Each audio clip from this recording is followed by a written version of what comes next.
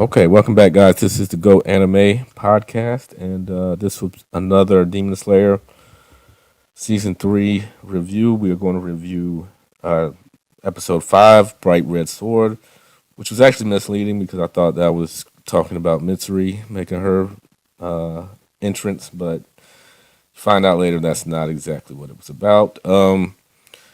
Quick overview starts off right with Mishimuri or Mishimuro Tokido and the other swordsmiths. He's helping them out with those little fish monsters, or whatever you want to call them. And one of the swordsmiths says that he has a new sword for Tokido because his has a split in it and his is kind of messed up. So they're going to his workshop, but before they can make it there, they get stopped by Gyoko, who is the upper 4. No, sorry, he is the upper 5. So he stops Tokido and them from getting to the workshop. He wants to show them his art, which he throws out different vases or vase or however you want to say it, showing a bunch of swordsmiths that he's killed. Basically, he's there to, that's the Demon Slayer's source of weaponry. They get that from the swordsmiths, so he's there to kind of eradicate them so that puts the Demon Slayers at a disadvantage. So they have a little showdown between Tokido and Gyoko, and pretty much Mishimuro is getting beat up. He's getting messed up. Every time he tries to attack, Gyoko has a counter. He releases some fish some goldfish looking things that spit out a bunch of needles. He's doing that attack towards the swordsmiths, and Tokido shields them, takes all the spikes, which have poison in them, so he's been poisoned. So, he's shielding them off. He's hitting, they're still spitting out needles, but he's knocking them back with his sword. Then Gyoko's able to put him into a water prison, kind of, some kind of demon art water prison where he's now unable to breathe, so he can't do any of his breath attacks. So Tokido's in a rough state. Mitsuri finally arrives at the village. She's taking down all the fish demon things that are filling up the village. The chief is captured by one giant one, but she's able to take him down, save the chief, save some of the other villagers. A bunch of the, Demon Slayer corpse people, they've been slain by these demon fish. So, it's up to her as a Hashira to take care of them. So she's, and she shows her unique sword, which is kind of like a whip. It's like in a whip formation. She's able to swing it around and use her breath of love technique to take down those things. She seems like a pretty formidable Hashira. I can say that from just a little bit we got of her. And then we get into the Bright Red Sword, which is actually Tanjiro and Nezuko are trying to escape from the upper 4 demons that have split apart due to their heads being chopped off and splitting into 2 other demons.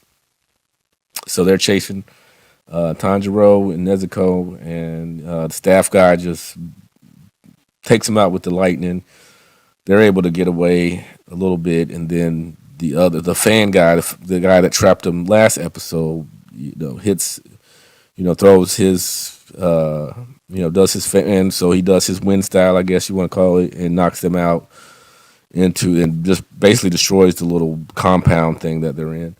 So Tanjiro and Nezuko are out, and Nezuko grabs his sword, and he notices this, causing her hands to bleed. So he's like, you're gonna cut your hands off or your fingers off, whatever, if you don't stop. Basically, she's actually putting her blood on the sword it creates that fire. that she has, the blood fire. So that engulfs his sword, and now he's got a fire sword. And the other upper four demon notices that, so they go into full attack mode. He's able to use, I think, Dragon Halo attack, something like that, breath attack. I think it's called Halo Dragon. But yeah, very cool visual. It's an attack. It becomes a dragon. It's just chopping all their heads off. So Tanjiro, with one fell swoop, takes down 3 of the upper 4 heads off. And then he's like, well, there's one more that he has to chop off. There's 4 of them. So then he goes and he sees Genya, who has the other upper 4 that has split off, has his head in his hand and is sitting there doing something. So he goes up to Genya. Genya turns, and Genya's in what looks like a demon form. So that's where we left off. I mean, this episode, it sounds really short because I'm only 6 minutes in, but it moved at a pretty quick pace. It was fairly quick. They spent most of the time, I believe, on the on Mishimuro and the swordsmith guys trying to get to his sword, and having a little showdown back and forth with Kyoko.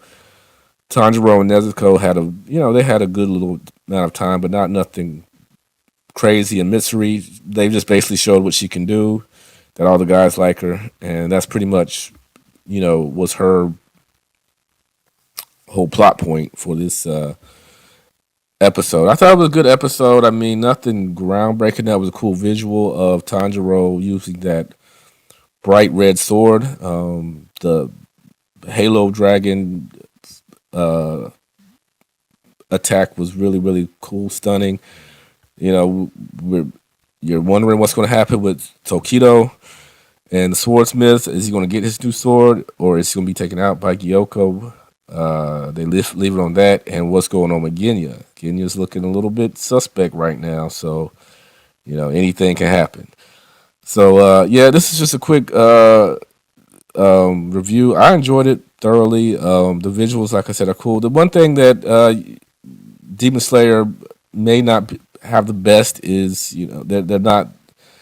they don't pause and give the story time to breathe. Sometimes it's just like moving from point to point, action point to action point, and that's great. But sometimes you want to let some of the stuff breathe a little bit. You don't want to move so quickly.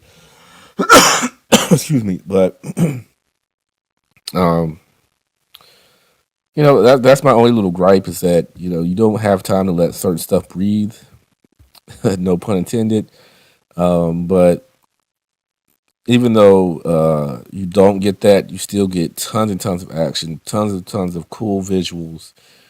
You just kind of want the main characters to flesh out themselves, especially the ones that aren't Tanjiro or any of the main protagonists. You want them to have a little bit of time to get some get some emotion, to get some of their